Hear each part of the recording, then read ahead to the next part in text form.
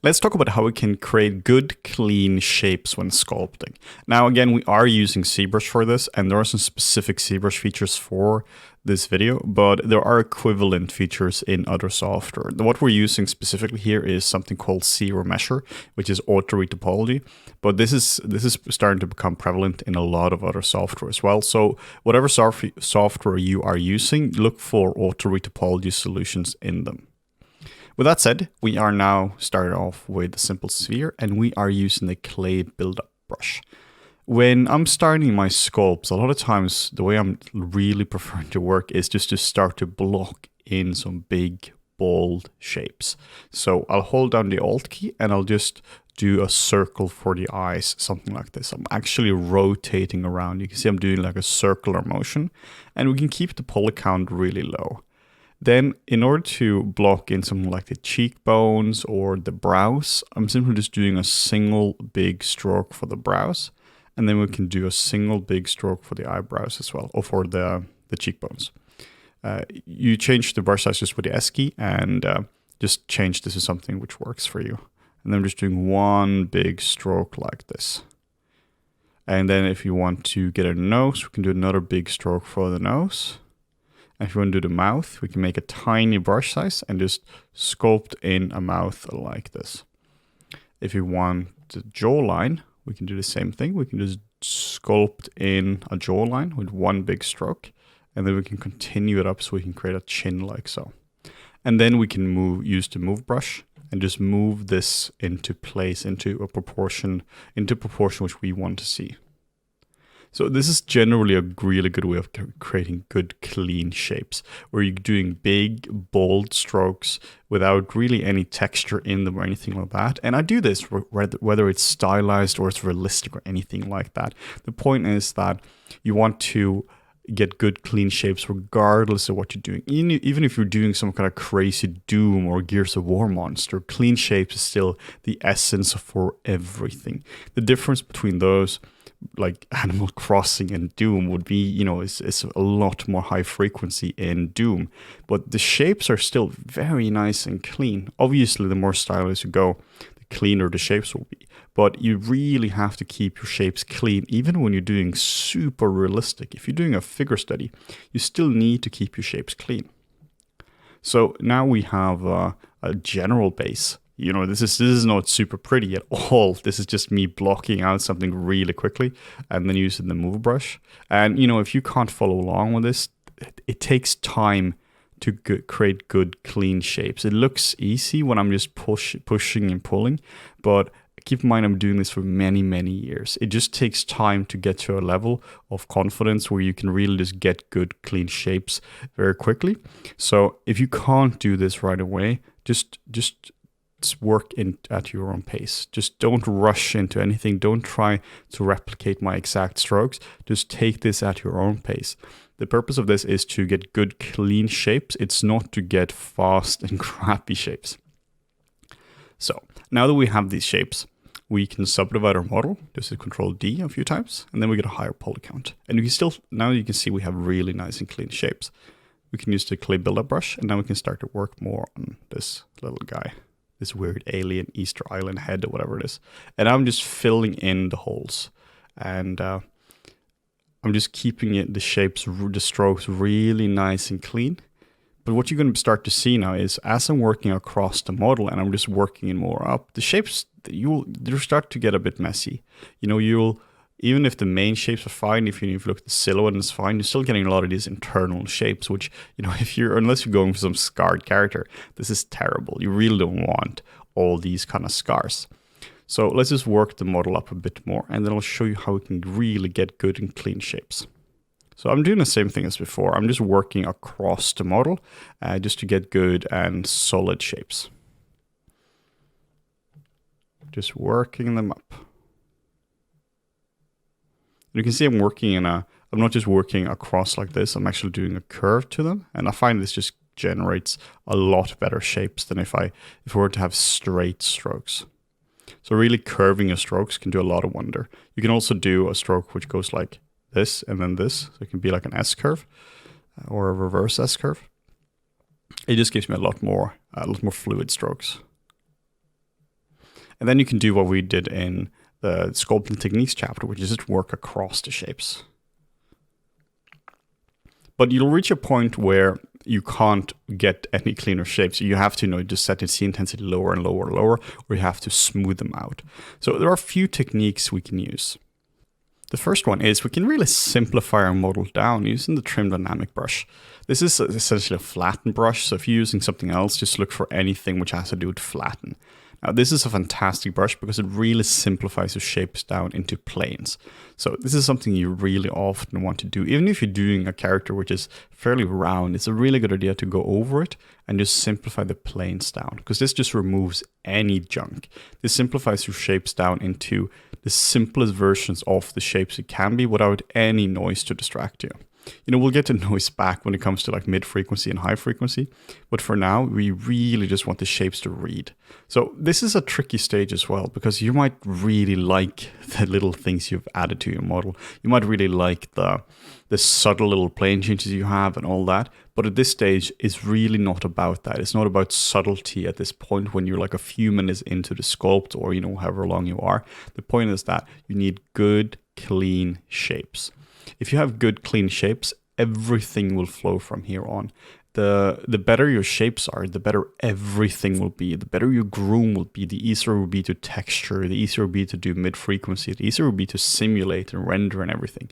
So the real foundation for good sculpting is clean shapes. Really, you can't have too clean shapes. Because the thing is, you can always mess them up. If this is too stylized for your liking, doesn't really matter, because we can always break it up later on. This is really so we can refine our design. We can turn it from something into something else and really just get in there and get good, clean shapes, which we can use to evaluate our model.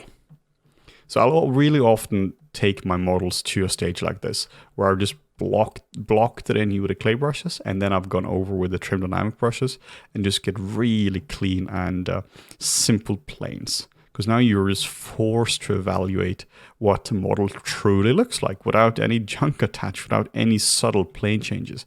At the most basic form, you're now seeing what the model looks like.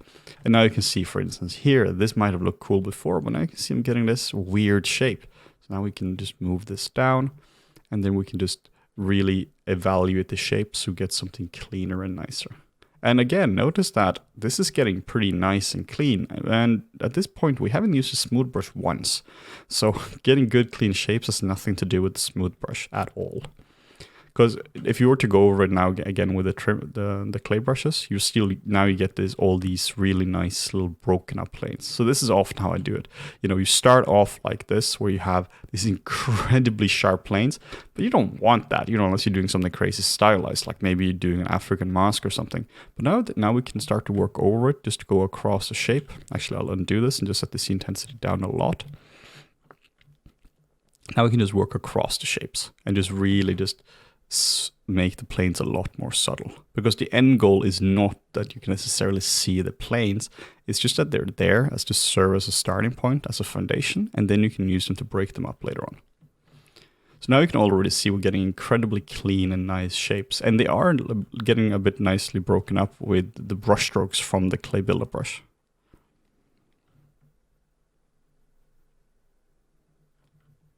A little tip as well is you generally want your sculpts to be a bit sharper than you think, because when you take them into a render engine, they're going to lose a lot of fidelity right away. This is because of subsurface scattering, or it could be because of aerial lights, which really soften stuff up, global illumination, which really just makes everything more diffused. So you really want to make sure that stuff is a bit sharper in ZBrush than you really want it to be. You want every detail just to be a little bit stronger. You get quite a big shock the moment you turn from ZBrush into something else, and you're like, oh, where did all my details go? And then you render out like a normal pass, and you see that it's actually all there, but it's all just the shaders which soften them out. So now you can see that we're still getting the good, nice planes as we had before. They've just been softened out, which is really nice, because now it looks a lot more organic. So one of the big differences between stylized and more realistic is that you have so many microplanes when it comes to realism. In stylized, if we're doing something stylized, we would do what we had before we did the second pass now, where it would just be really, really clean. proportion-wise, they can often remain somehow similar.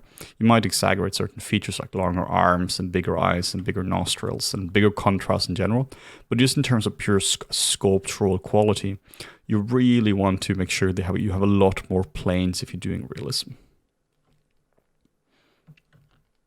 So this is a really nice way of doing it, but you also reach a point where it can be a bit hard to actually work because your topology is getting a bit, if you're using Dynamesh particularly, then your topology is getting a bit crappy. Let me show you what I mean. If we were to do Dynamesh this now, let's actually just delete the lower subdivision levels and then use Dynamesh. And now you can see the shapes are almost identical, but we're getting all these really nasty shapes. So Dynamesh is something you probably use a lot. So this is a good example. So now you can see we are going to get a lot of the artifacts, and it's really hard to actually get rid of the Dynamesh artifacts just by sculpting, just because they're topological artifacts. Like you see here, you have a lot of stars and triangles, and you have like, what on earth is even this? So it's really hard to actually get rid of all of this. But we have a little fix, and that's called zero meshing. So if you go to subtools and just duplicate our model, we can go to solo, and now only this model is going to be enabled. We're not going to see a big difference or any difference because they're identical, but just enable solo. This is set to the hotkey 1 as well, so if you load it in the custom hotkeys, they will be set to the 1 key. And then we hit the zero measure button. You can also find this under geometry, zero measure, and zero measure. So just click this button, and we're just going to be using default settings. This is not to create good topology in any sense of the word. This is just so we have working topology. And now if you hit Shift F, now you can see that, or clicking the button here, now you can see that we have really nice and working topology. So there are two ways I tend to work with this. The first one is if I'm doing something more stylized, or if I just really want a simple model, then I'll just stick with this model. Then let's just duplicate it for cleanliness. Then I'll just subdivide this model up, and then I'll just continue working from here. Because now you can see that we have removed a lot of the nastiness we had before. So now we can easily go to the lowest level, and we can start modifying our design. And now we have a really nice and clean topology, which is so much easier to work with than what we had before. So I highly recommend that you do an auto retopology pass, just zero measure or something else.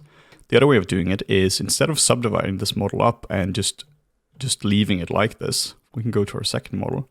And now we can subdivide this model up just a few times. So we're maybe at the same poly count. Let's see what the other one was. That was a lot higher. Let's go back to something like this. So around 130,000, that's fine. And then we can make this visible. So now we have two models. We have one which is really smooth and nice, and then we have this one, which has a lot more details in it. I'm just going to subdivide it once more, just so we are at the same level. So we have a lot more refinement in one than the other. And a lot of time you want to get back that refinement. Like if it's a whole model you sculpted, a lot of times it's really crappy if you have to go back and re-sculpt everything. But luckily we have a tool called projections under our belt. You can find this under a subtool and project all. In a case like this, we can literally just hit project all, and it's going to project perfectly fine because they're so identical. There are a lot more advanced techniques where if the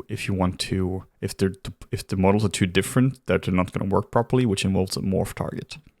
So if your projection didn't work like this, the way you could do it is you could, if we just undo the projection, you could store a morph target beforehand, and then we could hit project again, project all, and now you can see it's here. And then we can use the brush called morph brush, BMO. And now we can just paint out the projection. So now you're just sculpting or painting out the projection. So that's if you have an ear and something goes crazy. But for now, this projection actually worked perfectly fine. So we can just delete our morph target. And that's also one of the nice things about this interface. We have the store morph target and delete morph target right here. So now you can see that we have really clean topology, but we also have all the shapes we had before. So this is something that you'll of course do in production. If anyone of you have worked in production, then you'll know that this is a method you use all the time when it comes to projection. This is after retopology and all that. But even if you're sticking entirely to ZBrush, this is a fantastic way of doing it, because now you have so much cleaner topology to work from, because this is just so much easier. Now, if you were to sculpt across these shapes, they're just flowing with the topology, and everything is a million times easier to work with. So this is a really, really quick way of getting very clean shapes. A little bonus as well. This is something that some people have requested as well, which helps them a lot, is there is like an auto feature as well. If we go under geometry, clay polish, and then we can hit polish. Now you can see that this is also, it's almost like an auto trim dynamic. So it now just gives you a lot cleaner planes right away. I prefer to do this by hand, but it can be a really powerful way of going over and just hitting clay polish a few times, because now you can see you get these, well, this is a bit too extreme, but now you can see it does go over and it simplifies the planes for you. So if you need to really just quickly just sharpen up your model and get cleaner shapes, this is a great way of doing it. Then you can go over and maybe you can use a smooth brush to simplify something down.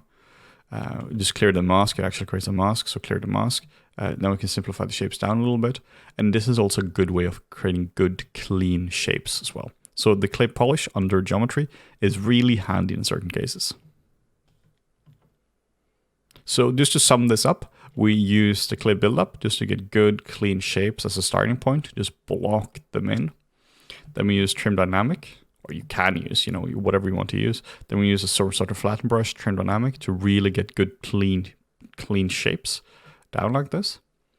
And then we use clay buildup on top of this to break up the clean shapes, but still preserving the main planes we created.